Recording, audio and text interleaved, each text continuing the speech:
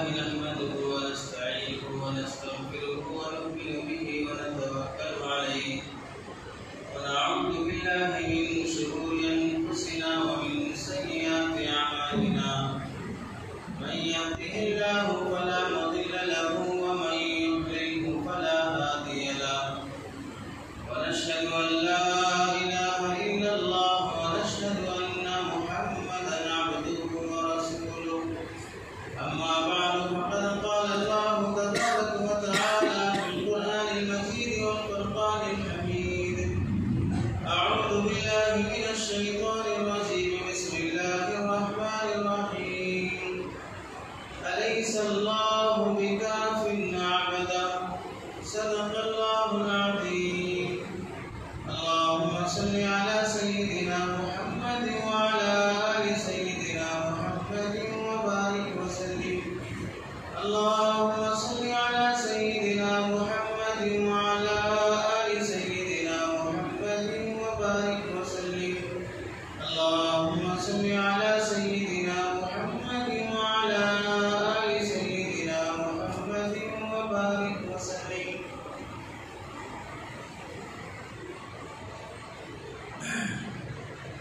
میرے محترم عزیزوں قرآن مجید کی آیت کا مختصر حصہ جو آپ حضرات کے سامنے پڑھا گیا قرآن مجید کی مختلف آیات اور احادیث کی روشنی میں آپ حضرات کے سامنے جو باتیں عرض کرنی ہیں وہ گزشتہ جمعہ سے متعلق کی کچھ باتیں جو رہ گئی تھی وہی باتیں آپ حضرات کے سامنے عرض کر رہی ہیں اور گزشتہ جمعہ جو باتیں آپ حضرات کے سامنے عرض کی گئی وہ ملک کے حالات سے متعلق کہ جو قانون پاس ہوا اور اس کے بعد جو قوانین پاس کرنا ان کا مقصود ہے یا ان کی مکاری یا چال بازی ہے، اس سے ملک کو اور مسلمانوں کو کس قدر نقصان پہنچے گا، یہ ہر روز صرف مسلمان ہی نہیں بلکہ مسلمانوں سے زیادہ ہمارے برادران وطن غیر مسلم بھائی اور دیگر حضرات بھی اس میں آگے بڑھ چڑھ کے حصہ لے رہے ہیں، اور جمہوری ملک کے اندر جو یہ فرعونیت اور قانونی طور پہ جو دہشت گردی جو پھیل رہی ہے، ایک دہشت گردی وہ ہے جو ایلیگل ہو جسے عوامیتاً دہشت گردی کہا جاتا ہے، ٹیررزم کہا جاتا ہے، اور دوسری دہشت گردی وہ ہے جو لیگل ہو یعنی قانون بھی اس کا سپورٹ کر رہا ہو اور قانون کے رکھوالے بھی ایسے دہشت گردوں کو پناہ دے رہے ہوں۔ یہ ملک میں تقریباً چند دنوں سے خاص طور سے یو پی کے علاقوں میں بہت زیادہ پایا جا رہا ہے کہ جن ہم خاطی وردی والوں پر جو بھروسہ ہمیں کرنا چاہیے تھا اور واقعتاً ایک جمہوری ملک میں جو مقام ان کو حاصل ہے، جو حیثیت ان کو حاصل ہے قانونی اعتبار سے، وہ بڑی قابل احترام ہے کہ ان پر ہاتھ نہیں اٹھایا جا سکتا اور ان کا گریبان نہیں پکڑا جا سکتا، انہیں جواب نہیں دیا جا سکتا۔ بہت عزت کا مقام اللہ تعالیٰ نے پولیس کو دیا ہے، اور ہمیں ایسے لوگوں پر اعتماد بھی کرنا چاہیے، بھروسہ کرنا چاہیے جو ملک کی حفاظت کی خاطر دن رات کے اندھیرے میں بھی اگر کہیں حادثہ ہو جائے، رات کے 12-1 بجے بھی کہیں کوئی جھگڑا ہو جائے تو بیچارے اپنی رات کی نیند قربان کر کے وہاں حاضر ہو جاتے ہیں، اگرچہ کہ بعد میں آتے ہیں لیکن حاضر ہو جاتے ہیں۔ تو ان کی اپنی قربانیوں کی لاج رکھنا چاہیے، ہمیں ان کا عزت احترام کرنا چاہیے اور ہمارے دلوں میں ان کا احترام ہے، لیکن ان حالات میں جو امیج ان کا سامنے آ رہا ہے کہ ایک طرف تو چوکیدار صاحب سینہ تان کے کہتے ہیں کہ بتاؤ ان کی عزت کرنا چاہیے کہ نہیں کرنا چاہیے، ان کو فلاں مقام دینا چاہیے کہ نہیں دینا چاہیے، اور ملک کی اور عوام کے مال کو اور ان کی جائیداد کو نقصان پہنچانے والوں کو سزا ملنا چاہیے نہیں ملنا چاہیے، ایسے بھونک رہے تھے جیسا کہ پتہ نہیں کہاں سے آئے۔ اور وہی ویڈیوز جو آ رہے ہیں جس میں وہاں ان کی گاڑیوں کو نقصان پہنچانا، توڑ پھوڑ کرنا، بلکہ مظفر نگر میں گھروں میں گھس کر گھروں کے سامان کو توڑ پھوڑ کرنا اور یہ وارننگ دے کے جانا کہ آج سے تمہارے یہ مکانات تمہارے نہیں ہیں، 2 دن میں خالی کرنا پڑے گا، مار پٹائی، 3.5 لاکھ روپے رکھے ہوئے وہ بھی لوٹ رہے ہیں، 11 تولے کا سونا وہ بھی اٹھا کے بھاگ رہے ہیں۔ یہ سب کون کر رہا ہے؟ یہ سب کس کا امیج سامنے آ رہا؟ کتنے مسلمانوں کے ساتھ مار پیٹ کی گئی، ایک مولوی صاحب کو پکڑ کے اس طرح جانور اور حیوانوں کے ساتھ کیسا ان کا سلوک کیا بجنور میں، یہ سب مناظر سامنے آ رہے ہیں، اور یہ وہ لوگ جو قانون کے رکھوالے تھے یہ سب دیکھ رہے ہیں اور پھر بھی خاموش ہیں۔ ظلم کا دندناتا ہوا ناچ پھیل رہا ہے۔ ایسے موقع پر بات آگے بتائی جائے گی، ہمیں جو آپ حضرات کے سامنے جو باتیں عرض کرنی ہیں، جن کے ملک بہت سنگین حالات سے گزر رہا ہے، ہر آدمی جو سویا ہوا تھا کروٹیں لے رہا ہے، ابھی جاگا نہیں ہے، اور خاص طور سے جنوب کا مسلمان اور حیدرآبادی تو بہت دل لگے گے اور اٹھنے کے لیے، ابھی تو آپ سو رہے ہیں، بہت مزے کی نیند میں سو رہے ہیں، شاید ایسا معلوم ہو رہا ہے کہ یہ نسل اصحاب کہف کی نسل ہے، 300 سال سوتی ہے وہ نسل، بہت دیر سے اٹھتی ہے۔ اصحاب کہف کے بارے میں مشہور ہے، قرآن مجید میں بھی لکھا ہے کہ 310 سال سوئے ہیں، ایسا سو رہے ہیں۔ ان حالات میں ایک مثبت بات جو اگرچہ کہ جلدی سمجھ میں نہیں آئے گی، بعد میں سمجھ لیجیے گھر جا کے، ان حالات کے بننے کی وجہ سے تھوڑا بہت مسلمان بیدار ہونے کی جو کوشش کیا ہے ان حالات کی وجہ سے، جو سویا ہوا تھا خرگوش کی نیند لے رہا تھا اور اسے جگانے والے بار بار جگا رہے تھے کہ ملک کے حالات بہت خطرناک روپ پہ جا رہے ہیں، اپنے اعمال صحیح کر لو، اور اسباب کے درجے میں تمہیں قانون کا ایک حصہ بننا چاہیے، پارلیمنٹ کا ایک ممبر بننا چاہیے، تمہیں سسٹم کا ایک حصہ بننا چاہیے، جو چیز و پکار، جو ریالی، جو احتجاجات یہ گلی سڑکوں میں ہو رہے ہیں ٹھیک ہے، لیکن یہی چیزیں اگر پارلیمنٹ کے اندر ہوتی، تمہارے 10 بندے وہاں پر ہوتے جو جمہوریت کی حفاظت کرنے والے ہوتے، 10 مسلمان ذہن کے لوگ وہاں پر ہوتے جو قانون جاننے والے اور قانون کی حفاظت کرنے والے ہوتے، اور سول سروسز میں آپ کے لوگ ہوتے، تو پھر یہ نوبت دیکھنے کو نہیں آتی۔ جن آزادی کے بعد سے دشمن نے جو ٹارگٹ بنا کر خاص طور سے آرمی اور پولیس میں، اور اس کے بعد سے تیسرے نمبر پر عدالتوں میں اپنے خاص فکر اور ذہن رکھنے والے لوگوں کو آگے بڑھانے کی جو چال چلی ہے، اور مسلمان اس کی وجہ سے جو نا امید ہو کر ایسے ڈپارٹمنٹس میں آگے آنے کے بجائے مایوس ہو گئے کہ ہم کو کہاں پولیس کی نوکری ملے گی، ہم کو کہاں ایس آئی کی نوکری ملے گی، ہم کہاں جج بن سکتے ہیں، ہم کہاں فلاں آرمی میں جا سکتے ہیں، ہم کہاں فلاں یہ ہو سکتے ہیں، ایسی ہم کو نوکری کہاں ملے گی، یہ ذہن مسلمان کا بنتا گیا، اور وہ لوگ آگے بڑھتے گئے۔ اب ایک سوال یہ ہوتا ہے کہ بھائی جب یہ قانون پاس ہوا اور آگے جو قوانین پاس ہونے کی ان کی پلاننگ ہے، اس میں ملک کی جو عوام ہے، پبلک ہے، وہ پریشان ہوگی، تو کیا پھر یہ پولیس پریشان نہیں ہوگی؟ ان کے پاس پورے ڈاکومنٹ صحیح ہیں، ان کے باپ دادا کی پوری نوکریاں، ان کے زمینی کاغذات سب ان کے پاس صحیح ہیں، ظاہر سی بات ہے اب جب یہ قانون بنے گا تو سب کے لیے بنے گا، تو وہ کہاں سے لائیں گے کاغذات؟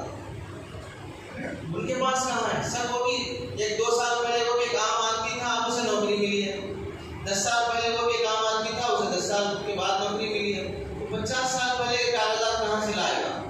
ان کو بھی معلوم ہے کہ قانون ان کے حق میں بھی بہت خطرناک ہے، لیکن پھر بھی اپنی نوکری کی حفاظت، قانون کے تلے دباؤ، اوپر سے پریشر پڑ رہا ہے، اوپر سے فلاں ہو رہا ہے، کوئی مود رہا ہے، کوئی ہگ رہا ہے، کوئی فلاں کر رہا ہے، اس وجہ سے آدمی انصاف کی حفاظت کرنے نہیں پا رہا۔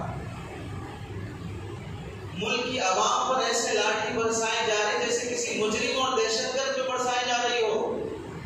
آپ نے وہ ویڈیوز بھی دیکھے ہوں گے کہ درندہ صفت خاکی وردی پہن کر کیا بولا جائے ان لوگوں کو۔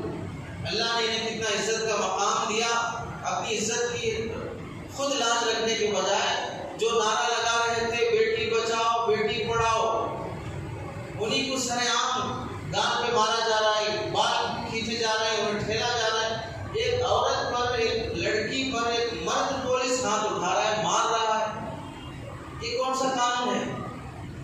بالفرض کوئی عورت جرم کر بھی لے تو قانون یہ ہے کہ اسے پکڑنے اور اریسٹ کرنے کے لیے لیڈی کانسٹیبل لایا جائے گا، اس کے ذریعے سے اسے ہتھکڑی پہنائی جائے گی. لیکن یہاں کوئی جرم ہے ہی نہیں ہے، اس کے کوئی جرم ثابت ہوئے بغیر تو اس پر ہاتھ اٹھایا جا رہا ہے، اسے مارا جا رہا ہے.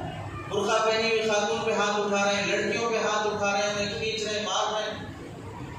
ایسی درندگی پہ اتر آ رہا ہے وہ آدمی جس کی ہم لاج رکھتے ہیں، عزت کرتے ہیں اور اسے قانون کا رکھوالا سمجھتے ہیں.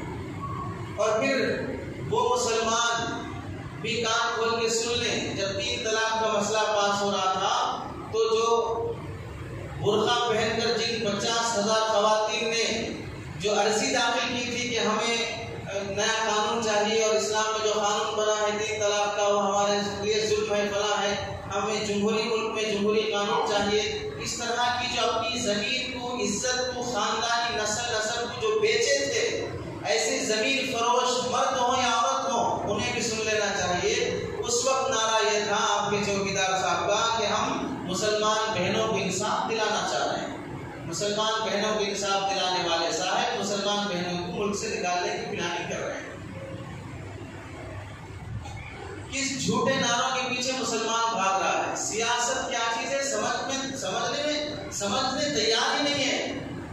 ایک قصور سارے مسلمانوں کا اور سب سے زیادہ دینداروں کا جو تھوڑا بہت جانتے ہیں، ان مسجدوں سے، ان ممبروں سے، یہاں بیٹھنے اور بیان کرنے والوں کی زبانوں سے سیاست کیا ہے، سیاست کی حقیقت کیا ہے، سیاست میں مسلمان آگے رہنا کتنا ضروری ہے، اپنے بچوں کو سیاسی میدان میں آگے بڑھانا کتنا اہم ہے، بولنے نہیں دیا گیا ہے.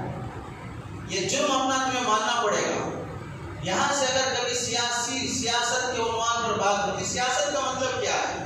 یہ بیان نہیں ہوتا کہ تم فلاں پارٹی کو ووٹ ڈالو، فلاں پارٹی کو مت ڈالو، فلاں پارٹی ایسی ہے، فلاں ظالم ہے، یہ بیانات نہیں، بلکہ یہ بولنا کہ سیاسی میدان میں ہمارے مسلمانوں کا آگے رہنا کتنا ضروری ہے، اس کی کتنی اہمیت ہے، اسلام میں اس کا کتنا اہم مقام اور درجہ ہے. یہ بیان کرنے پر بھی لوگ یہ کہا کرتے تھے کہ مسجد میں سیاسی باتیں، مسجد میں سیاسی باتیں. سیاسی باتوں کے لیے تو میدان ہے، بازار ہے، مارکیٹ ہے، ہوٹل ہے، فلاں ہے. مسجد میں سیاست کی باتیں نہیں ہوگی، مسجد میں سیاست کی باتیں نہیں ہوگی. کون ہے آپ میں سے جس کا بیٹا سیاست میں آگے آ رہا؟ چھوٹی سی چھوٹی بات کے لیے بھیک مانگنا پڑ رہا ہے، کمزاد لوگوں کے سامنے ہاتھ جوڑنا پڑ رہا ہے. اگر اسی کرسی پر تمہارا بیٹا ہوتا، تمہارا باپ ہوتا، تمہارا بھائی ہوتا، کتنی قوم کی سیوا اور مدد کر سکتا تھا. ترغیب دینے بھی نہیں دیا گیا. ایسے شعبوں میں، ایسے ڈپارٹمنٹس میں آگے آ کر حصہ لے کر محنت کر کے اپنی جو زکوٰۃ کے اور اپنی جو عیاشی اور فضول خرچی میں جو اڑا رہے وہ پیسہ اپنی قوم کے ان بچوں کو پڑھاتے جو پولیس بننے کی صلاحیت رکھتے ہیں، جو جج بننے کی صلاحیت رکھتے ہیں، جو وکیل بننے کی صلاحیت رکھتے ہیں، جو آرمی میں جانے کی صلاحیت رکھتے ہیں. ہمیں معلوم ہے کہ اس پورے ڈپارٹمنٹ میں گندگی ہی گندگی ہے، رشوتوں سے بھرا ہوا بازار ہے. ہر چھوٹا اوپر والے کو رشوت دے کے اپنی نوکری کی زیادتی حاصل کرتا ہے. بنڈی والوں سے اتنا وصول کرو، رشوت وصول کرو، اور گاڑی والوں سے اتنا وصول کرو، اتنا چالان ڈالو، اتنا وہ کرو. ان کی اپنی نوکریوں کی زیادتی سے زیادہ یہ ظلم ظالمانہ طور پہ جو وصول کیا جاتا ہے ان سے وہ ڈبل تربل جاتا ہے. لیکن اگر وہاں اس میدان کو چھوڑ کے بھاگنے کے بجائے مسلمان وہاں اگر ان شعبوں میں رہتا اور انصاف کے ساتھ رشوت لیے بغیر 10 کی ایک آدمی پہ ظلم ہوگا، 2 آدمیوں پہ ظلم ہوگی، پورے ڈپارٹمنٹ میں سے اگر 50 آدمی انصاف سے زندگی گزارنے والے ہوتے، رشوت کھائے بغیر کام کرنے والے ہوتے، تو پھر کتنا امن رہتا، ملک کی پبلک کو کتنا انصاف جلدی ملتا. دادا کا مسئلہ پوتا حل نہیں کر رہا ہے، نانا کا مسئلہ نواسا حل کر رہا ہے، اتنے سالوں گزر رہے ہیں مقدمات حل کرنے کے لیے. اگر ان ایسے موقعوں پر عدالت میں فلاں اس سے آگے جرنلسٹ بننے بھی تیار نہیں. آج کا نوجوان صرف واٹس ایپ میں، اخبار میں، یہاں جو آئے گا اسی میں تبصرے کرتے بیٹھیں گے، اسی میں تبصرے کرتے بیٹھیں گے. ہاں فلاں جگہ ایسے ہوا، فلاں جگہ ایسے ہوا، فلاں جگہ ایسے. تم پڑھ کے کیا بنے ہو؟ جتنے نیوز چینل چل رہے ہیں، یاد رکھو جمہوری ملک کے 4 اہم ستون ہوتے ہیں. ان 4 اہم ستونوں میں کسی ملک کو گرانے، کسی ملک کو کسی ترقی، کسی پارٹی کو گرانے اور کسی پارٹی کو بڑھانے میں زیادہ اہم رول جس کا ہوتا ہے وہ میڈیا کا بہت اہم رول ہوتا ہے۔ دیکھو اتنے حالات چل رہے ہیں، اب تھوڑی سی میڈیا کے اندر انسانیت آ رہی ہے، ایسا معلوم ہو رہا ہے کہ وہ بھی اپنی ماں کا دودھ پیے ہیں، ورنہ حالات اتنے ظالمانہ ہونے کے باوجود بھی خبروں کو ایسے توڑ مڑوڑ کے پیش کیا جاتا ہے جیسا کہ کسی پر ظلم ہو ہی نہیں رہا ہے۔ ایک نیوز چینل کے صاحب مظفر نگر کے حالات دیکھ کر پولیس سے کہہ رہے ہیں کہ بھائی میں دیکھ کے آ رہا ہوں وہاں کے مکانات میں توڑ پھوڑ ہوئی اور 60 سے زائد مکانات پہ سیل کر دیا گیا اور سب کے سب مسلمانوں کے ہیں، اور پھر یہ کہا جا رہا ہے کہ اسے حراج کرا کے اسے غیر مسلموں کا جو نقصان ہوا ہے اس میں ہم تقسیم کریں گے، مال دیں گے، فلاں ہو رہا ہے۔ یہ سب ہو رہا ہے، آپ پولیس کیا کر نہیں، بہت امن ہے یہاں پر، کچھ بھی نہیں ہوا، کسی کو تکلیف نہیں ہوئی ہے۔ اب پتہ نہیں دیکھنے والے کی آنکھیں غلط دیکھ رہی ہیں، یہی صحیح بول رہے ہیں، کیونکہ انہیں قانونی حق حاصل ہے، کیونکہ ہمارے ذمہ ضروری ہے کہ ہم ان کا احترام کریں، ان کی عزت کریں۔ تو بزرگوں حالات بڑے سخت ہیں، ان میں ہمارا قصور بہت زیادہ ہے، ہمارا قصور بہت زیادہ ہے۔ ان حالات میں جو پیغام ہمیں آج آپ کو اور مجھے سب مسلمانوں کو جو چیز سننے کی ہے، پہلی بات تو یہ ہے کہ ان حالات میں احتجاجات، مظاہرے اور قانونی کارروائیاں جو جس سے ہو سکتا ہے الحمدللہ قابل تعریف اعتبار سے ملک کے مسلمان، غیر مسلم، سکھ بھائی، دوسرے لوگ بھی پیش ہیں، آگے ہیں، اور جس سے جو محنت ہو سکتی ہے وہ کر رہے ہیں۔ لیکن ایک چیز جو ہمارے ذہنوں میں ہر حال میں موجود ہونا چاہیے وہ ہے حالات کتنے بھی خطرناک ہو جائیں ہماری توجہ، ہماری نظر اللہ سے نہیں ہٹنی چاہیے۔ اسباب چاہے آپ ایسے اپنا لیں کہ دشمن کی گردن، دشمن کی کنپٹی آپ کی بندوں کی ناک پر ہو اور یہ طے ہے کہ اس وقت اسے مرنا طے ہے، پھر بھی ایسے موقع پر حالات کروٹ لینا اللہ کے بس میں ہے، اس کے قبضے قدرت میں ہے۔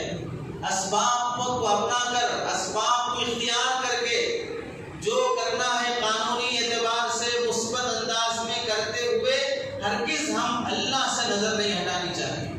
حالات کا بدلنا، حالات کا ہیر پھیر، جو کچھ بھی ہو اللہ کے قبضے قدرت میں ہے۔ نا امیدی مسلمان کے لیے کفر ہے، چاہے آپ کی کشتی دریا کے درمیان میں بھور میں پھنس جائے، لہروں کی لپیٹ میں آ جائے، پھر بھی ایسے موقع پر آپ کو صرف اور صرف اللہ ہی کی ذات پہ امید رکھنی چاہیے۔ سرکار دو عالم صلی اللہ علیہ وسلم کا مکہ کے کافروں نے پیچھا کیا، رات کے اندھیرے میں 2 آدمی حضرت نبی پاک صلی اللہ علیہ وسلم اور صدیق اکبر اونٹ پہ سوار ہو کر مکہ سے چھپ کر اندھیرے میں نکل رہے ہیں اور غار میں جا کے چھپ رہے ہیں۔ دشمن کی فوج اوپر غار کے منہ پہ کھڑی ہے، ایسے موقع پر کون سوچ سکتا تھا کہ وہاں ان کو بچانے والا ہے کوئی؟ لیکن اللہ نے وہاں مدد فرمائی۔ حضرت صدیق اکبر ڈر گئے، انسانی اور بشری تقاضے کی وجہ سے خوف طاری ہو گیا۔ اللہ کے نبی نے صدیق اکبر کا خوف دیکھ کر نبی نے تسلی دی، لا تخافا، خوف نہ کرو، خوف نہ کرو، ڈرو نہیں، اللہ ہمارے ساتھ ہے، اللہ ہمارے ساتھ ہے۔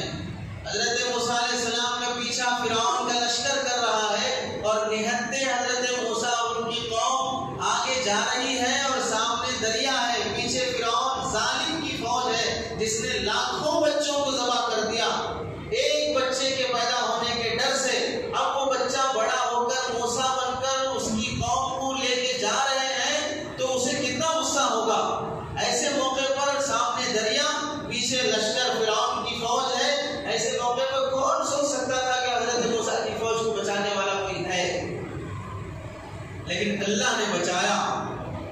معجزاتی طور پہ اللہ تعالیٰ نے حضرت موسیٰ سے فرمایا کہ عصا مارو سمندر میں، اللہ نے اس پوری فوج، پوری قوم کے لیے لشکر کی، اس پوری قوم کے لیے راستے کھول دیے۔ پانی میں سے ایسے گزرے جیسا کہ خشکی پر سے گزر رہے ہو اور کسی کے گھوڑے کی یا قدموں کی ٹانپ تو تری تک نہیں لگی۔ حضرت عیسیٰ علیہ السلام کو چاروں طرف سے جب گھیر لیا گیا، انہیں قتل کرنے کے لیے یہودی ان کے طرف پہ آ گئے اور ان کے گھر کا گھیرا کر لیا گیا، تو کون سوچ سکتا تھا حضرت عیسیٰ علیہ السلام کو اللہ تعالیٰ آسمانوں پر حفاظت کے ساتھ اٹھا لیں گے اور قیامت کے قریب تک حفاظت سے آسمانوں پر رکھیں گے۔ تو بزرگوں، حالات جیسے 313 का मजमा है, सामने हजारों का लश्कर हथियार से लैस।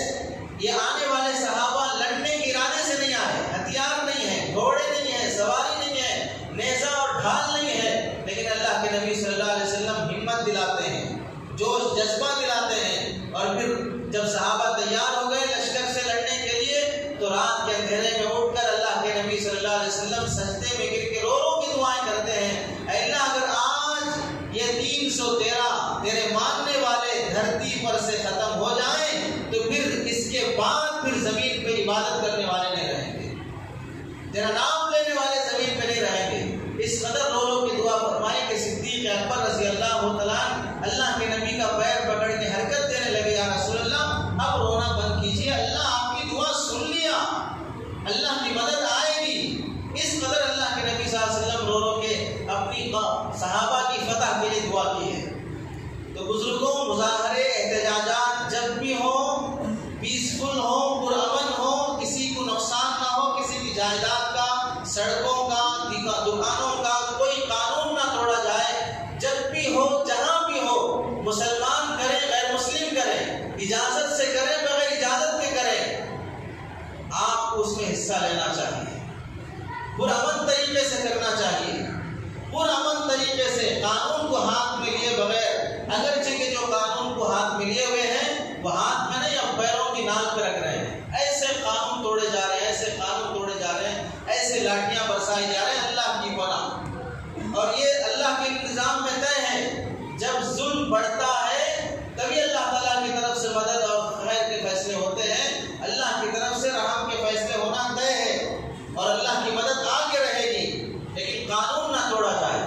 जब भी हो, जहां भी हो, मुसलमान करें गैर मुस्लिम करें, ऐसे मौके पर हमें जैसे मुजाहरे हो, जैसे एहतजाजात हो, उस वक्त तक बाकी रखना जरूरी है जब तक कि कानून को वापस नहीं लिया जाएगा।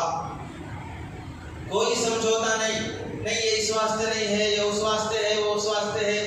आपकी जबान में ये सब बैगन की बातें नहीं चलती, आपकी जबान में ये सब बातें नहीं चलती, सीधा सीधा बिल लेके बिल में वापस जाना है।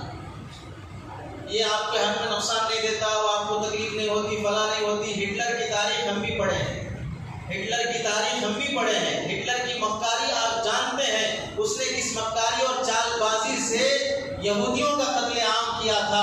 उस वक्त भी हिटलर यही कहा था कि इस कानून से आपको कोई तकलीफ नहीं होगी, इस कानून से आपको नुकसान नहीं होगा, फला नहीं होगा। आप कोई नया कानून नहीं बना रहे हैं, ये सर आपसे पहले आपके बाप दादा, आपके जालिम बाप दादा बना के चले गए, उन्हीं की नक्काली कर रहे हैं आप।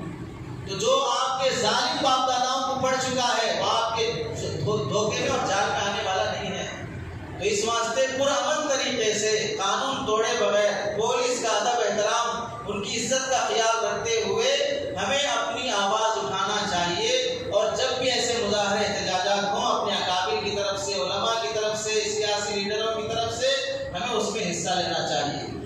लेकिन उसके साथ जो अहम चीज़ इस वक्त बताना ये है, दिन के इन एहतजाजात और मुजाहरों की वजह से रात में अल्लाह को मनाना ना भूलें, रात में अल्लाह के सामने रोना ना भूलें।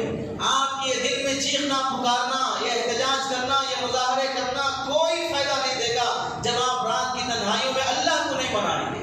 ये दिन की रैलियां किस वास्ते निकल रहे हैं?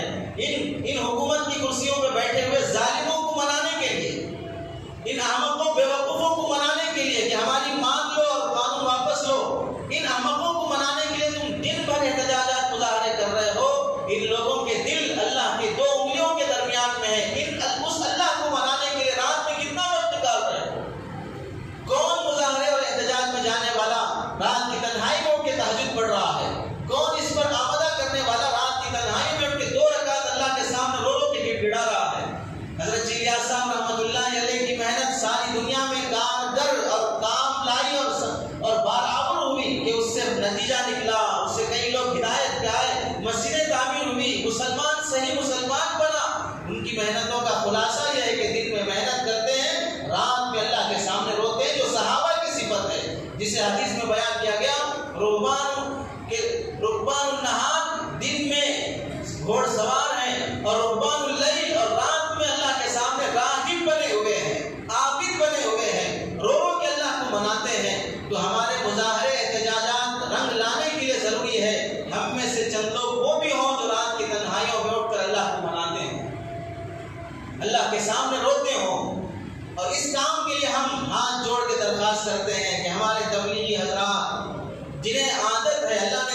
لکھتی ہے اجتماعات کی کامیابی کے لیے روزے رکھنا معمول ہے، اجتماعات کی کامیابی کے لیے یاسین پڑھنے کا معمول ہے، اجتماعات کی کامیابی کے لیے صدقہ خیرات کا معمول ہے، تو جیسے یہ معمول اپنے اجتماع کو کامیاب کرنے کے لیے ہوتے ہیں، ایسا معمول ملک کے ان مسائل کو حل کرنے کے لیے بھی کیا جائے۔ یہ انفرادی معاملہ ہے، اجتماعی مسئلہ نہیں ہے۔ یعنی رات کی تنہائیوں میں رونا، رات کی تنہائیوں میں اللہ سے مانگنا انفرادی مسئلہ ہے۔ اس کے لیے یہ قانون مرکز سے پاس ہونا ضروری نہیں ہے، حلقے کے مشورے سے طے ہونا ضروری نہیں ہے۔ ہر آدمی کا انفرادی مسئلہ ہے کہ رات کی تنہائیوں میں اٹھ کر، ویسے بھی اللہ کے یہ بندے انہیں اللہ نے توفیق بخشی ہے، اتوار کے مرکز کی حاضری میں رات شب گزاری ہوتی ہے، اس میں تہجد میں روتے ہیں، اللہ سے دعائیں مانگتے ہیں، تو یہ بخوبی یہ کام انجام دے سکتے ہیں کہ رات کی تنہائیوں میں اللہ کی یہ نیک بندوں سے ہماری درخواست ہے کہ اس ملک کے اس مسئلے کے حل کے لیے روزے رکھے جائیں۔ باقی سب لوگوں سے عمومی درخواست ہے کہ مظاہرے میں، احتجاج میں ہر کوئی نہیں جا رہا ہے، ڈر رہے ہیں، سرکل کا فون آیا ہے، فلاں کا فون آیا ہے کہ آپ کے یہاں سے ریلی نکلنے والی ہے، نکلے گی تو ہم اندر لے جا کے ڈال دیں گے، ایسے دعوت دینے سے داماد کو بلا رہے ہیں، خوف کر رہے ہیں کیا ہوگا، کیا کر دیں گے، کیا ہوگا، فلاں ہوگا۔ ملک کا مسئلہ اتنا مشکل بنتا جا رہا ہے، کتنے لوگوں کی موت ہو گئی اب تک کچھ پتا بھی ہے، کتنے مسلمان مرے ہیں، کتنے لوگوں کی جائیدادیں ہٹ بھی جا رہی ہیں، ان مسلمانوں کا، ان نوجوانوں کا خون ایسے ہی رہا جائے گا، کیا قصور ہے؟ بیٹھ کے مستقل ایسے، آپ بھی دیکھے ہوں گے سڑک پہ بیٹھ کے مظاہرہ کرنے والوں کو ایسے بیٹھ کے نشانہ بنانے گویا کہ ابھی نشانہ سیکھ رہے ہیں، پریکٹس کر رہے ہیں، ایسی بے رحمی سے جان لی جا رہی ہے، ایسی بے رحمی سے مارا جا رہا ہے۔ تو بزرگوں، ہمارے مظاہرے، ہمارے احتجاجات رنگ لانے کے لیے ضروری ہے کہ رات میں رونے والے پیدا ہوں، اللہ سے مانگنے والے پیدا ہوں، اور جو قوم جنہیں اللہ نے ان ہمارے تبلیغی بھائیوں کو جو توفیق بخشی ہے، وہ شاید کسی اور کو وہ توفیق ملی ہے، رات میں رونا، تہجد کا اہتمام کرنا ان کی عادت اور معمولات میں سے ہے، تو ہماری گزارش ہے کہ رات میں رونے والے بندے کھڑے ہوں، اللہ سے مانگے، روئیں، کن کی دعاؤں کی برکت سے اللہ تعالیٰ کب کیا فیصلہ کرے، کس کی رونے کی برکت سے اللہ تعالیٰ کب بچہ رو کے ماں کو منا لیتا ہے، بندہ رو کے رب کو منا لیتا ہے۔ ہمیں رونے کی، ہم پہ رونے والے کم ہو گئے، ہنسانے والے زیادہ ہو گئے، ہنسنے کے پروگرام، ہنسنے کے، دیکھو ایک ویڈیو آئے گا ہنسنے کا، کپل شرما کا آ جائے، 2 گھنٹے میں کروڑوں لوگ دیکھ لیتے ہیں۔ اور یاد رکھو، جب ہندوستان کی تاریخ لکھی جائے گی، اور جب یہ 2019-20 کی تاریخ بھی لکھی جائے گی، اس میں جن لوگوں کے نام غداروں میں، ظالموں میں، زمین فروشوں میں لکھا جائے گا، ان مسلمان نوجوانوں کا نام بھی غداروں کی فہرست میں ہوگا، جو ان حالات میں بھی PUBG گیم کھیلنا نہیں چھوڑتے ہیں، جو ان حالات میں بھی کرکٹ کھیلنا نہیں چھوڑتے ہیں، جو ان حالات میں بھی اپنے نیو ایئر اور کرسمس کے موقع پر کیک کاٹنا، اپنی لبت کے پیچھے پیچھے اس کی دم پکڑ کے گھومنا، عیاشی، شراب نوشی اور زنا سے توبہ نہیں کرتے ہیں، ان لوگوں کا نام بھی غداروں کی فہرست میں یہاں لکھا جائے گا۔ اگر نہیں لکھا جائے تو اللہ کی نظر میں وہ ظالم کھڑا کر جائے گا۔ شرم نہیں آتی ایسے خطرناک حالات میں مسلمان کیک کاٹ رہا ہے، ہیپی نیو ایئر منا رہا ہے، اپنی گرل فرینڈ کے ساتھ زنا کرنے کے لیے اڈوں پہ جا رہا ہے، ماں باپ کا نام بدنام کر رہا ہے، کیسی ذلیل اور گری ہوئی حرکتیں اور غلیظ النسل کی کامیں مسلمان کرنے سے توبہ نہیں کر رہا ہے، اور پھر اللہ اسے کیوں دوبارہ حکومت دے دیے، کیوں اس ظالم کو پھر دوبارہ فلاں مل گئی، کیوں ایسا پھر اللہ تعالیٰ کرنا چاہتا ہے؟ اللہ کو نہیں معلوم سلطنت چلانا؟ تو زانی اور شرابی سکھائے گا، تو گندی حرکتوں میں پڑا ہوا اللہ کو بتائے گا کہ اللہ کس کو کرسی دینا ہے، کس کو نہیں دینا ہے۔ اللہ کا ایک ولی ایک جنگل سے گزرتے ہوئے جب ایک پہاڑ پر سے گزر ہوا تو وہاں دیکھے پہاڑ کے پتھر بڑے خوبصورت ہیں، ان کے دل میں خیال آیا کہ اس خوبصورت پہاڑ پر اگر درخت بھی لگے ہوتے تو اس پہاڑ کا منظر کتنا خوشنما اور بہترین لگتا، اور ان کی زبان سے نکل گیا کہ یہ پہاڑ پتھروں سے بھرا ہے، اگر یہاں درخت بھی ہوتے تو کتنا بہتر ہوتا۔ اللہ کی طرف سے الہام ہوا، تو مجھے بتائے گا کہ پہاڑ کیسے بنانا ہے، کہاں درخت ہونا ہے، کہاں نہیں ہونا ہے، تو مجھے بتائے گا۔ اللہ کی پکڑ فوراً آ گئی، کس کو کیا درجہ عہدہ دینا ہے تم مجھے بتاؤ گے، اللہ کو معلوم ہے کس کو سیاست دینا، کس کو سیاست نہیں دینا۔ ہم اپنے گناہوں سے توبہ کرنے تیار ہیں، گھنٹوں ہوٹلوں پہ، سڑکوں پہ بیٹھ کے گیم کھیلنے میں لگے ہیں، اس پہ پھر جوا کھیلا جا رہا ہے، اس پہ پھر حرام کی اپنی گاڑیاں، موبائل، ماں باپ کا محنت کی کمائی کا پیسہ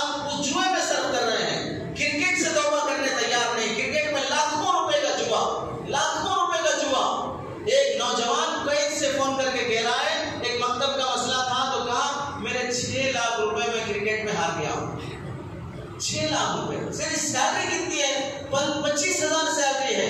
25,000 کی سیلری والا 6 لاکھ روپے کرکٹ میں ہار رہا ہے تو کتنے مہینے کو محنت سے کما کے حرام میں کھلائے گا؟ پھر یہاں اپنی بیوی بچوں کو ماہانہ پیسہ نہیں بھیجتے ہیں, فون نہیں کرتے ہیں. یہ حالات کیوں؟ وہاں قرضے میں پھنسے ہوئے ہیں, وہاں قرضے میں پھنسے ہوئے ہیں. یہاں بھی نوجوانوں کا وہی حال ہے.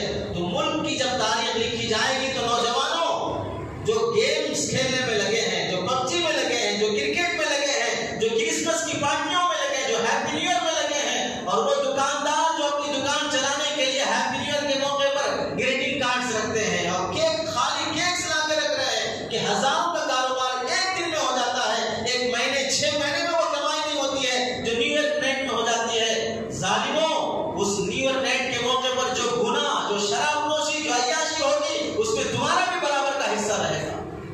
11 مہینے 12 مہینے اللہ تعالیٰ اس ایک رات کے بیچے بغیر کیا تمہیں روزی نہیں دے رہے ہیں؟ تمہارے بچوں اور بیویوں کا پیٹ نہیں پال رہے ہیں؟ اس ایک دن تمہیں کاروبار کرنا پڑے گا اور حرام کا ساتھ دینا پڑے گا, تبھی تمہارے کاروبار میں برکت ہوگی. ان حالات میں بھی اللہ کو متوجہ کرنے والے اعمال ہماری زندگی میں نہیں ہیں. کیا سمجھتے ہیں ہم لوگ کہ ان ریلیوں سے, احتجاجات سے اللہ تعالیٰ حالات بدل دیں گے؟ حالات کا تعلق اللہ نے مسلمان کے اعمال سے, احکام سے رکھا ہے, حکام سے نہیں رکھا ہے. تمہارے حالات بدلنے کے لیے تمہارے اعمال بدلنے چاہیے, تمہارے حکام بدلنے سے نہیں ہوگا. ظالم کو کرسی سے ہٹانے سے ظلم ختم نہیں ہوگا, ظلم مٹاؤ تب جا کے ظلم ختم ہوگا. آج یہ ظالم تو کل دوسرا ظالم, پرسوں ہٹلر تھا ظالم, آج کوئی اور دوسرا ظالم بن کے آیا ہے. ظالم کو نشانہ بنانے سے ظلم ختم نہیں ہوگا, مظلوم کو انصاف نہیں ملے گا. ظلم کو ٹارگٹ بناؤ, ظلم کو نشانہ بناؤ, اور وہ ظلم ہمارے اور تمہارے اندر بھی پایا جا رہا ہے. اللہ کے احکامات کو توڑنا, شراب نوشی. کل رات ایک خاتون کا فون آیا, شراب پی کے میرے شوہر نے 3 طلاق سے زیادہ مجھے بول دیے, اب کیا ہے ہمارا رشتہ. حالات کیسے چل رہے ہیں؟ رشتے ٹوٹنا بند نہیں ہو رہا ہے, شراب چھوڑنا بند نہیں ہو رہا ہے. کیسا مسلمان کتنا غفلت میں سویا ہوا ہے. اسی کو ہم کہہ رہے ہیں کہ ابھی آپ لوگ اٹھے نہیں ہیں, سو رہے ہیں. تو آپ میں سے بات ہم تو جان رہے ہیں, بیٹھے ہیں آپ کے سامنے, آپ دیکھ رہے ہیں, آپ کو سن رہے ہیں, اور آپ بول رہے ہیں ہم سو رہے ہیں. یہ ایسے چاہنے سے کیا فائدہ جس میں گھر کی بیویاں مظلوم بن رہی ہیں, بچوں کی تربیت نہیں ہو رہی ہے, کیسے بے ادب بے سلیقہ بنتے جا رہی ہماری نسل.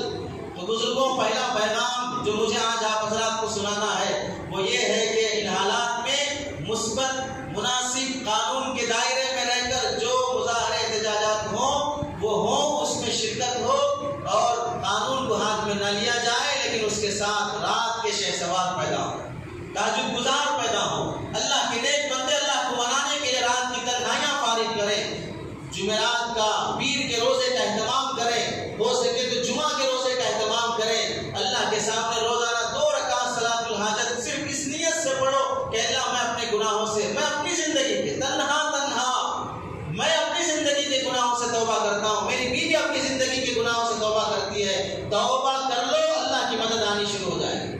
اسے منا لو, وہ فرشتوں کو بھی اتارنے تیار ہے, وہ جبرائیل کو اتارنے تیار ہے, وہ لشکر کو بھیجنے تیار ہے, لیکن اسے منا لو, ایک کو منا لو. بس اس ایک کے سامنے رو, تم سجدے میں گرو, تمہاری آنکھوں سے آنسو بہیں, بس دیکھو تمہارا سر سجدے سے اٹھے گا نہیں, اللہ کا لشکر زمین پہ آ جائے گا. لیکن شرط ہے کہ اسے منا لو. اسے منانے کے لیے ضروری ہے وہ کام کرو جس سے وہ خوش ہوتا ہے, وہ کام کرو جس سے وہ خوش ہوتا ہے, ان کاموں سے توبہ کرو جس سے وہ ناراض ہوتا ہے.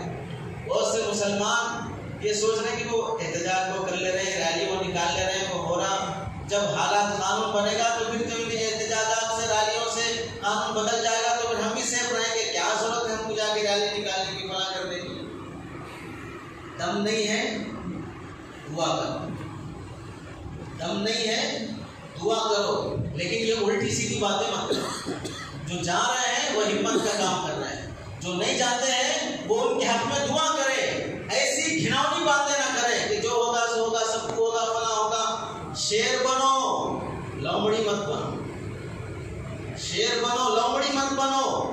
باعزید بستانی رحمۃ اللہ علیہ کے پاس ایک بندہ آیا, کہا کہ اللہ جب جنگل کے جانوروں کو کھلا رہے ہیں تو ہمیں کیوں نہیں کھلائیں گے, ہمیں کیوں نہیں کھلائیں گے. تو یہ سوچ کر کیا کیا, راستے میں جا رہا تھا، دیکھا شیر شکار کیا اور جو کھانا تھا وہ کھا کے بچا ہوا ایک لومڑی بیمار پڑی ہوئی تھی، اس بیمار لومڑی کے پاس وہ بچا ہوا شکار لا کے اس کے سامنے ڈال دیا، جو چل نہیں سکتی تھی لومڑی نے وہ بچا ہوا گوشت کھایا اور پھر اپنا گزارا کر رہی ہے۔ تو اس بندے نے وہ دیکھ کے کہا جب اللہ ایک بیمار لومڑی کو کھلا رہے تو میرے کو کیوں نہیں کھلائیں گے؟ تو میں بھی جا کے مسجد میں بیٹھ جاتا ہوں، میں بھی جا کے فلاں جگہ جنگل میں بیٹھ جاتا ہوں، اللہ کسی شیر کو بھیجیں گے اور میرے کو بھی کہیں کھانے کے لیے انتظام ہو جائے گا۔ جب ان بزرگ نے اس کی حالت دیکھی تو کہا بے وقوف، تو نے لومڑی کو دیکھا، شیر کو نہیں دیکھا۔ لومڑی کو مل رہا ہے اس واسطے تم لومڑی بننے چلے تھے جنگل میں، شیر بن کے خود شکار کر کے کمزوروں کو کھلانے کی صفت تمہارے اندر ہوتی تو تم شیر بنتے تھے۔ تم لومڑی کو دیکھ کے جا کے کہہ رہے ہو کہ میں بچا ہوا میرے کو مل جاتا نا، فلاں فلاں جا کے محنت کرے تو میں بھی بچ جاتا ہوں نا۔ لومڑی مت بنو، شیر بنو کہ تمہاری وجہ سے تم کو بھی راحت ملے، تمہاری وجہ سے تمہارے پڑوس کو بھی راحت ملے، ملک کی حفاظت ہو، ملک کے آئین اور قانون کی حفاظت ہو، بلکہ جو لاٹھی برسا رہے ہیں ان کو بھی راحت ملے۔ اور یہ لاٹھی انسانوں کی لاٹھی ہے جو مسلمانوں پہ برس رہی ہے، اور اللہ کی لاٹھی جب برسے گی تو سن لو لاٹھی برسانے والوں، اس کی لاٹھی میں آواز نہیں ہوتی ہے۔ جب بڑھتی ہے تو پھر اٹھتے نہیں ہو، جب بڑھے گی تو پھر نسلیں برباد ہو جاتی ہے۔ صرف جس پہ پڑے گی وہ برباد نہیں ہوگا، نسلیں برباد ہو جاتی ہے۔ اللہ تعالیٰ کا وعدہ ہے قرآن میں لَنُهْلِكَنَّ الظَّالِمِينَ، ہم ظالموں کو ہلاک و برباد کر دیں گے۔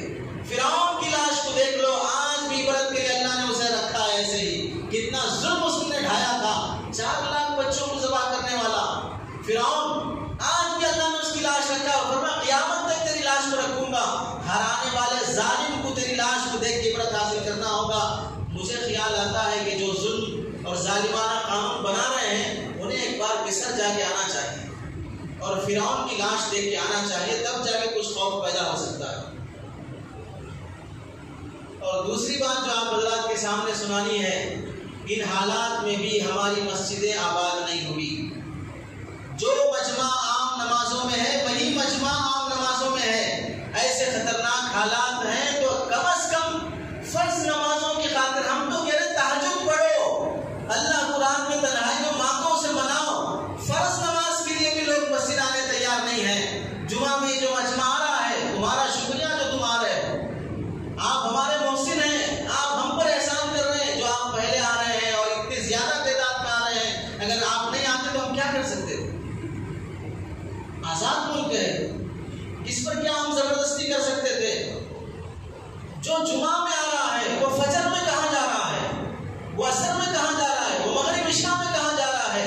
اللہ کے بندو، نماز میں اللہ نے وہ جادو رکھا ہے، وہ پاور رکھا ہے۔ آسمان کا سورج کل غروب ہو گیا 3 گھنٹوں کے لیے، اللہ کے نبی نے فرمایا سورج گرہن کی نماز پڑھو، نماز دھرتی پر ہوگی، اثر آسمانوں میں پڑے گا۔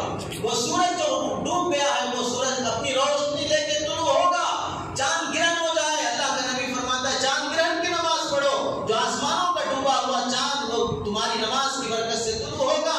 اگر پہسانی ہو، بارش نہیں برس رہی ہے، استسقاء کی نماز پڑھو، آسمان سے بارش برسے گا۔ سفر میں جانا ہو، 2 گانا سلام السفر پڑھو۔ جو پریشانی ہے اللہ کے نبی نے نماز نماز نماز سکھائی، عمل سے کر کے دکھایا۔ مدینے میں آندھی تیز چلی، فوراً مسجد بھاگے آئے، کوئی زلزلہ اور ڈر اور خوف کا ماحول بنا، مسجد بھاگے آئے، عمل سے کر کے دکھایا کہ نماز پڑھو، تمہارا سر سجدے میں ہو، اللہ کائنات کے حالات بدل دیں گے۔ لیکن مسلمانوں بڑے افسوس کی بات ہے، آج بھی ہماری مسجدیں ویران پڑی ہیں، آج بھی مسلمانوں کی تعداد بڑھنے تیار نہیں ہے، جو مائیں بہنیں گھروں میں ہیں وہ بھی نماز کی پابند نہیں ہو رہی ہے۔ کیسے حالات بدلیں گے؟ فرض چھوڑ کے مسلمان جی رہا ہے۔ تو دوسرا کام، مسجدوں کی آبادی کی محنت کرو، ان اللہ والوں کا ساتھ دو جو مسجدوں کی آبادی کی محنت کے لیے مسجد والی جماعتیں بنا کر محلہ محلہ گھر گھر ڈور ٹو ڈور محنت کر رہے ہیں۔ ان کا احسان مانو کہ کتنی محنت کر رہے ہیں کہ ہماری مسجدیں آباد ہو، ہماری مسجدیں 24 گھنٹے یہاں پر کوئی نماز پڑھنے والا ہو، تو 24 گھنٹے کوئی یہاں تلاوت کرنے والا ہو۔ تو اپنی مسجدوں کی آبادی کی محنت کرو۔ جب ہمارے مسجدوں میں مسلمان زیادہ ہوں گے، اللہ کو منانے والے ہوں گے، اللہ ان مسجدوں کی برکت سے پورے ملک کے حالات کو درست کر دے۔ تیسرا کام جو کرنے کا ہے، اپنے اخلاق کی درستگی کرو۔ ہمارے اخلاق کی وجہ سے کسی مسلمان کو کسی غیر مسلم کو خاص طور سے کوئی تکلیف نہ پہنچے، نفرت کا ماحول پیدا نہ ہو۔ جو دشمن نے پلاننگ کی ہے اس قانون کے ذریعے سے، اس کی پلاننگ یہ ہے کہ مسلم اور ہندو دونوں آپس میں ایک دوسرے کے دست و گریبان ہو جائیں، لیکن اللہ کا جو منصوبہ کامیاب ہوا، ہم سے زیادہ وہ لوگ بیدار ہوئے اور ہمارے دوش بدوش ہم سے آگے وہ چل رہے ہیں۔ دشمن کی پلاننگ ناکام ہو گئی، وہ کسی بھی بہانے سے اس احتجاج کو، اس مظاہرے کو، کسی بھی چیز کو ایسا بنا سکتا ہے کہ یہ مسئلہ مسلمانوں کا ہے، آپ بنے، آپ خاموش بیٹھیے۔ اور جب بھی کسی اقلیت کو دبایا جائے گا تو صرف ایک اقلیت مظلوم نہیں ہوگی، اس کے ساتھ ساتھ جتنی بھی اقلیتیں ہیں سب مظلوم بنتی جائیں گی۔ اردو میڈیم میں ہم ایک کتاب میں پڑھے تھے 4 بیلوں کا قصہ، آپ بھی پڑھے ہوں گے۔ 4 بیل دوست تھے، مل کے جنگل جاتے تھے اور ایک ساتھ چارہ چرتے تھے۔ ایک بار شیر حملہ کرنے گیا، چاروں بیل نے مل کے اس سے ایسا مارا کہ حملہ کرنے سے وہ توبہ کر لیا۔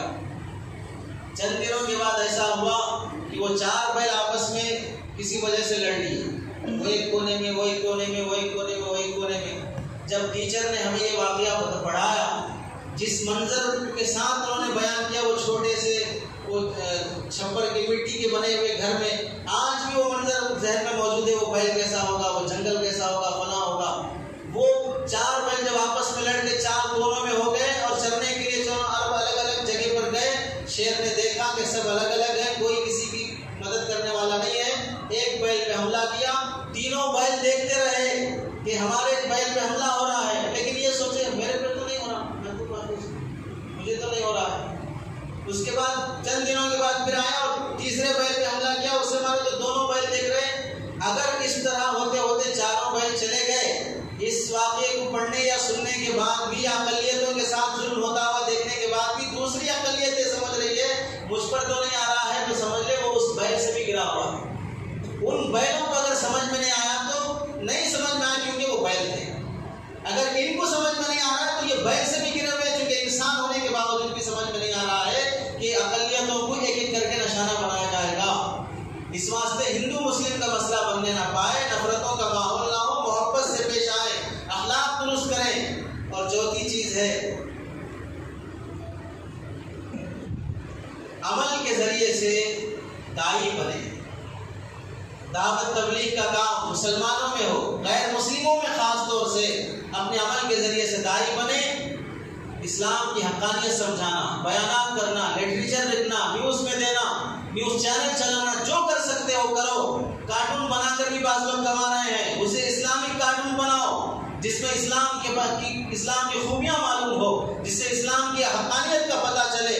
اور اپنے عمل کے ذریعے سے اپنی دکانوں پر، اپنی آفسوں میں، اپنی مارکیٹ میں ایسے مسلمان بنو کہ تمہارے پاس آنے والا یہودی، غیر مسلم، ہندو، سکھ جو بھی تمہارے پاس آئے وہ تمہارے ساتھ، تمہاری دکان سے سامان خریدنے کے ساتھ ساتھ ایمان کی محبت بھی ساتھ لے جائے، اسلام کی عظمت بھی وہ ساتھ لے جائے۔ بات کرنے کا ڈھنگ، سلیقہ، زبان میٹھی رکھو، بددیانت نہ بنو، بد زبان، بد اخلاق نہ بنو۔ یہ سب چیزیں معاون بنتی ہیں ہمارے احتجاجات کامیاب ہونے کے لیے۔ اور آخر میں آپ حضرات سے جو باتیں عرض کرنی ہے، NRC کا قانون اگر خدا نہ خواستہ اللہ نہ کرے نافذ ہوگا تو نقصان جو ہوگا اسے آگے سنائیں گے، لیکن سب سے بڑا جو نقصان ہوگا وہ 2 نقصان ہوں گے۔ 2 نقصان ہوں گے۔ پہلا نقصان کیا ہوگا NRC کے قانون کے پاس ہونے سے؟ اسے تاریخ کی روشنی میں سن لیں، ہندوروس، برازیل، ارجنٹائن، ایران، یونان، دنیا کے بڑے بڑے ملکوں میں جب عیسائیوں نے حملہ کیا تو وہاں کے مسلمان جب انہیں عیسائی مار کر ملک سے نکال رہے تھے تو اپنے ملک میں رہنے کی خاطر، شہریت بچانے کی خاطر اس میں 80% مسلمان عیسائی بن گئے۔ 80% مسلمان عیسائی بن گئے۔ یہ جو کارگزاریوں میں سنتے ہیں کہ ہم فلاں ملک میں گئے، ان کے باپ دادا عرب سے آئے تھے لیکن یہ سب عیسائی بنے ہوئے ہیں۔ جب حالات بدلے، ظالم بادشاہوں کا تسلط ہوا تو اب مجھے ملک سے چھوڑ کے جانا پڑے گا، اگر یہاں رہنا ہے تو پھر ہندو بن کے رہو، تو سب سے بڑا خطرہ جو ہوگا ایمان خطرے میں پڑ جائے گا۔ ہماری نسلیں جو اللہ کے سامنے سر جھکاتی ہیں وہ مورتیوں کے سامنے سجدہ کرنے والی ہو جائیں گی۔ ہماری وہ نسلیں جو جنت و جہنم کا تصور رکھ کے جیتی ہیں، مرنے کے بعد اللہ کے سامنے حاضری کا عقیدہ رکھ کے جیتی ہیں وہ نسلیں یہ سب بھول جائیں گی اور پوجا کر کے گائے کا پیشاب پینے کو وہ سمجھے گی کہ وہ زمزم پی رہی ہے۔ اس واسطے بزرگوں NRC کا جو سب سے بڑا نقصان ہوگا کہ وہ ہماری نسلوں سے ایمان چھین جائے گا۔ اور کتنے لوگ جو مسلمان ہیں، دیندار ہیں، چند پیسے کی خاطر کیا جھوٹ نہیں بول رہے ہیں، چند پیسے کی خاطر کیا مرڈر نہیں کر رہے ہیں، چند پیسے کی خاطر رشوت نہیں لے رہے، چند پیسے کی خاطر جھوٹی گواہی نہیں دے رہے، چند پیسے کی خاطر کیا زمینوں پہ قبضہ نہیں ہو رہا ہے۔ جب یہ سب ہو رہا ہے تو اپنی جان بچانے کی خاطر اگر کوئی آدمی کفر کا کلمہ بکے تو کیوں نہیں تیار ہوگا وہ آدمی جس کی زندگی حرام پہ سالوں سے گزر رہی ہے؟ وہ نسلوں کو برباد کر جائے گا اگر NRC کا قانون پاس ہوگا۔ یہ سب سے بڑا نقصان ہے۔ اور اس کے بعد جو دوسرا نقصان ہوگا وہ یہ ہوگا، آج جو روہنگیائی مسلمان مظلوم بن کر ہجرت کر کے جہاں جہاں پر وہ پناہ گزین ہیں ان کے کیمپوں کا تم لوگ جا کے جائزہ دو۔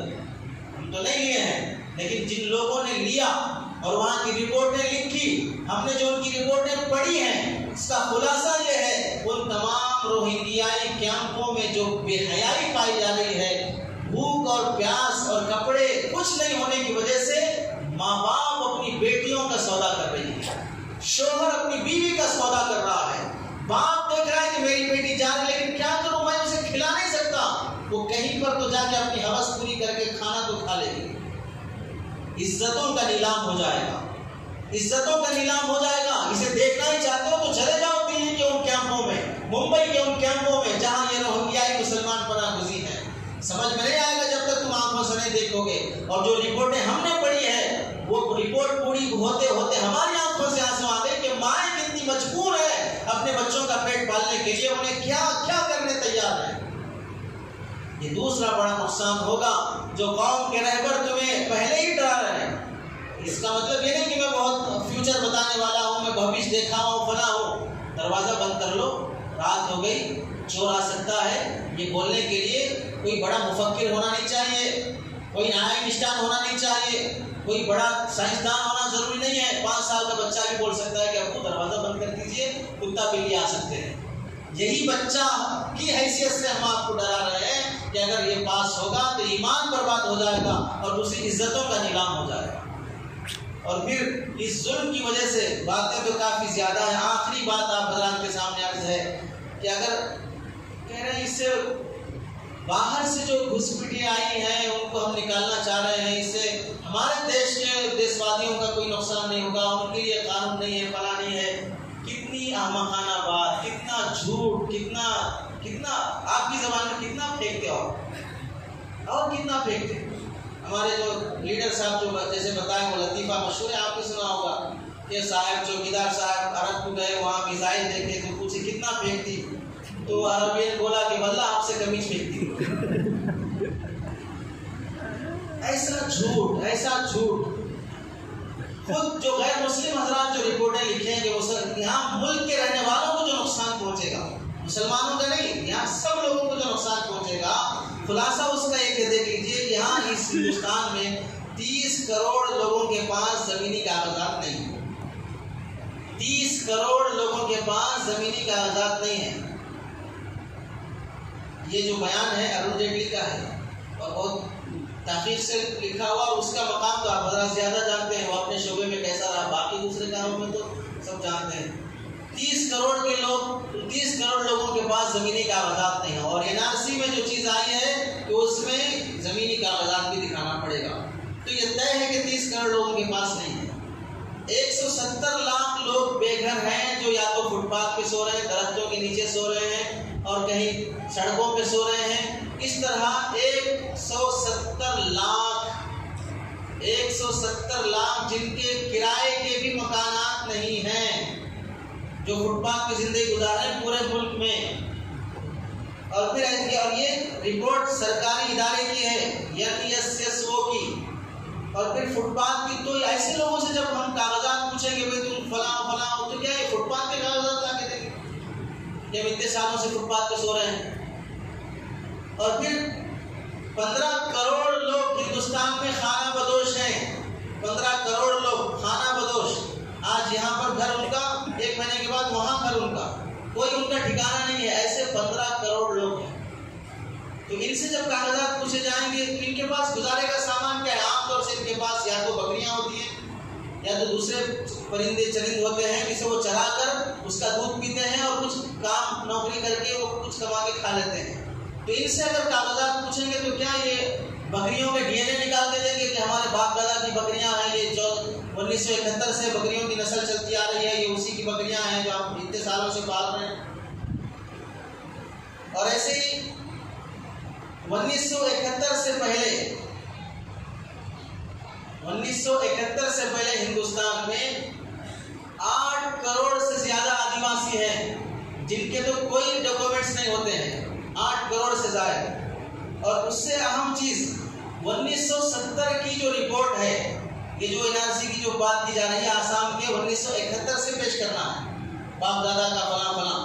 1970 کی رپورٹ ہے کہ ہندوستان میں جو پڑھا لکھا تھا طبقہ تھا، تعلیم یافتہ طبقہ، وہ صرف 34% تھا. 66% کی ہندوستان کی آبادی پڑھی لکھی نہیں ہے، جو کبھی اسکول میں بھی قدم نہیں رکھی. 66% کی آبادی 1970 کی رپورٹ. تو اس کا مطلب سیدھے طے ہے کہ 1970 کے جو باپ دادا کے ڈاکومنٹس پیش کیے جائیں گے ان کے پاس کوئی ایجوکیشن کی سرٹیفکیٹ نہیں رہے گی. تو کہاں سے سرٹیفکیٹ پیش کریں؟ اور تازہ جو رپورٹ ہے 2019 کی، 26% لوگ ان پڑھ ہیں.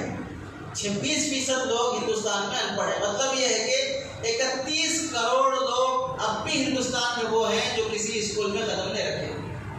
31 کروڑ لوگ اب بھی وہ ہیں ہندوستان میں جو کبھی کسی اسکول میں قدم نہیں رکھے. جب یہ کاغذات پوچھے جائیں گے تو ایسی صورت میں ظاہر سی بات ہے کتنا پریشانی ہوگی. یہ کاغذات پیش کرنا صرف مسلمان کو نہیں ہے، سب کو پیش کرنا ہے. تو سب کو اس سے پریشانی ہوگی. یہ صرف مسلمانوں کا مسئلہ نہیں ہے بلکہ ملک کے ہر باشندے کا مسئلہ ہے. اب آپ کو کرنا کیا ہے؟ آپ کے کرنے کے کام ہم نے بتا دیے. رات میں رونے والے بنے، اللہ کو منانے والے بنے.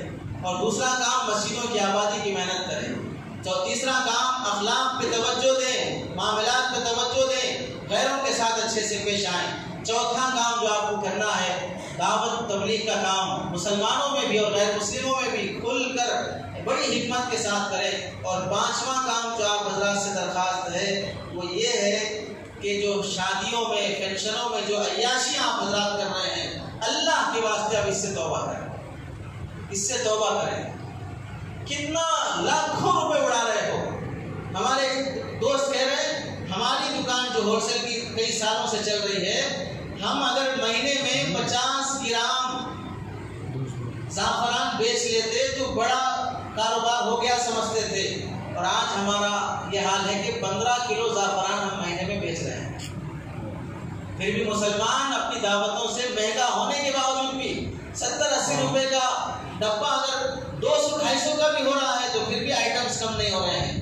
10-15 آئٹم ختم کر رہے ہیں. اور آپ کو معلوم ہونا چاہیے ہندوستان میں عام طور سے جو بڑے بڑے تجارتوں میں لوگ جو بیٹھے ہوئے ہیں وہ سب وہی ہیں جو دشمن کا ساتھ دے رہے ہیں. اس واسطے سادگی پہ آئیں، اپنی شادیوں کو سادہ کریں، عیاشی فضول خرچی نہ کریں، فنکشن ہالوں پہ پیسہ نہ لٹائیں. اللہ تعالیٰ سے دعا ہے کہ سنی باتوں پر عمل کی توفیق نصیب فرمائے. وآخر دعوانا الحمدللہ رب العالمین.